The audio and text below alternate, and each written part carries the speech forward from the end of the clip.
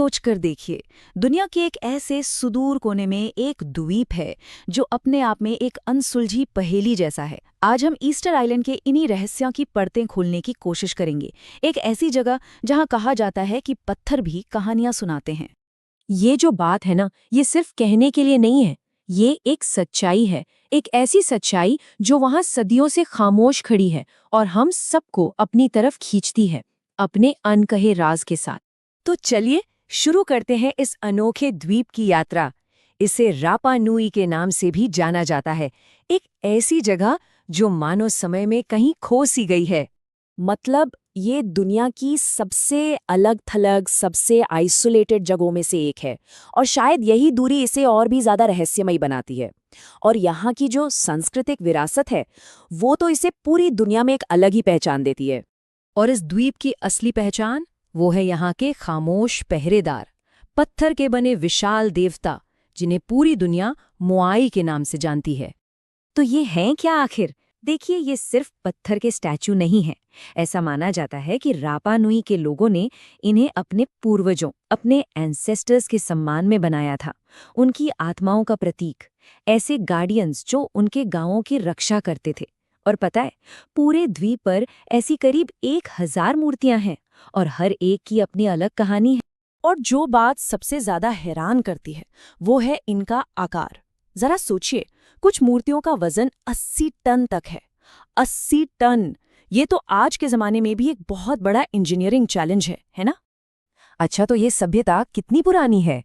करीब 1200 ईस्वी के आसपास पॉलिनेशियन नाविक यहाँ पहुंचे थे और उसके बाद लगभग 250 सालों तक उन्होंने इन अविश्वसनीय मोआई का निर्माण किया, जो आज भी हमें सोचने पर मजबूर कर देते हैं। लेकिन इन मूर्तियों के साथ जुड़ा है एक बहुत बड़ा सवाल, एक ऐसा सवाल जो आज भी रिसर्चर्स को हैरान करता है, एक ऐसा राज जो वक्त की गहराइयों में कहीं छिपा हुआ है। और यही है वो सबसे बड़ा सवाल। देखिए, खदानें जहां ये मूर्तियां बनती थीं, वो द्वीप के एक कोने में हैं, जबकि कई मूर्तियां मीलों दूर किनारों पर मिली हैं। तो सवाल ये उठता है कि आखिर उन्हें वहां तक पहुंचाया कैसे गया, बिना किसी पहिए, बड़े जानवरों या मॉडर्न तकनीक के? और रहस्य यहीं खत्म नहीं होता। एक और बात है, खदानों में आज भी अधूरी मूर्तियां पड़ी हैं, मानो कारीगर अपना काम बीच में ही छोड़कर चले गए हों। पर ऐसा क्यों हुआ?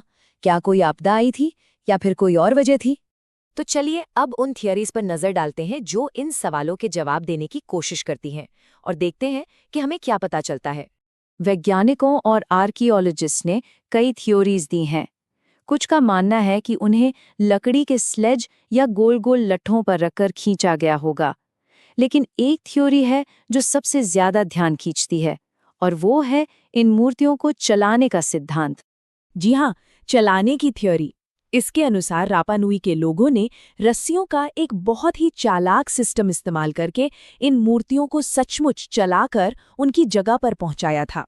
कल्पना कीजिए, विशाल पत्थर की मूर्तियां धीरे धीरे एक एक कदम करके आगे बढ़ रही हैं, जैसे वे खुद चल रही हों। हाँ, फिक्शन में एलियंस की मदद जैसी बातें भी सुनने को मिलती हैं, लेकिन ये ध्यान रखना जरूरी है कि इन कहानियों का कोई भी वैज्ञानिक आधार नहीं है। असली कहानी तो इंसानी सरलता और मेहनत की है। तो अतीत की ये कहानी आज हमारे लिए क्या मायने रखती है? चलिए देखते हैं कि ये द्वीप हमें क्या सिखाता है। देखिए, ईस्टर आइलैंड आज सिर्फ एक रहस्यमयी जगह नहीं है, ये इंसानी क्रिएटिविटी और हिम्मत का एक बहुत बड़ा सिंबल है। और साथ ही ये हमें पर्यावरण के साथ संतुलन बनाकर जीने की जरूरत की भी याद दिलाता है। और ये बात इस चीज को शानदार ढंग से बताती है, मोआई सिर्फ पत्थर नहीं है, वे एक विकसित सभ्यता की अविश्वसनीय क्षमताओं का जीता जागता सबूत हैं, जो हमें आज भी प्रेरित करती हैं। तो अगली बार जब आप इन पत्थर के पहरेदारों को देखें, तो याद रखें कि वे सिर्फ एक प्राचीन रहस्य नहीं हैं, बल्कि इंसानी जज्बे और प्रकृति के साथ हमारे रिश्ते की एक कालातीत कहानी है।